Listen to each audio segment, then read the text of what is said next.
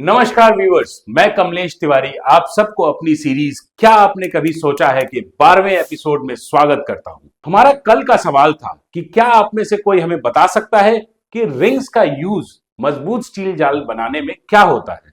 आप में से कई लोगों ने इसका जवाब दिया है कि रिंग्स का काम कॉलम के सरिये को पकड़ कर रखना होता है, जो कि बिल्कुल सही है। साथ ही साथ रिंग्स ही किसी भी कॉलम के आकार को बताते हैं। जैसे अगर मान लीजिए हमने गोल रिंग यूज किया है तो कॉलम गोल बनेगा, स्क्वायर है तो कॉलम भी स्क्वायर बनेगा, अगर रेक्टेंगल है तो कॉलम भी हमारा रेक्टेंगल में बनेगा। रिंग्स के बारे में मैं आप लोगों को एक और इंटरेस्टिंग बात बताता हूं। साइट पर अक्सर लोग 90 डिग्री पर मुड़े हुए रिंग्स का ही इस्तेमाल करते हैं, जिन रिंग्स का हुक एंगल 90 डिग्री पर मुड़ा हुआ होता है। ऐसे रिंग्स को जब हम इस्तेमाल करते हैं तो भूकंप के दौरान ये रिंग आसानी से खुल जाते हैं, जबकि इनकी जगह पर हमें 135 डिग्री पर मुड़े हुए हुक एंगल वाले रिंग्स का इस्तेमाल करना चाहिए।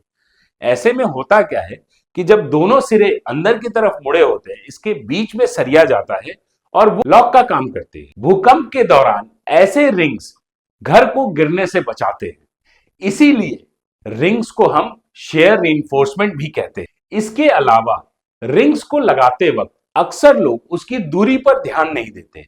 कई साइटों पर लोग उसे 8 इंची, 9 इंची या 10 इंची की गैपिंग पर लगा देते हैं, जबकि होना यह चाहिए कि मान लीजिए एक कॉलम है जिसकी हाइट है 10 फुट, तो नीचे से L/3 और ऊपर से L/3 रिंग्स की स्पेसिंग जो है 4 इंची या उससे कम होनी चाहिए।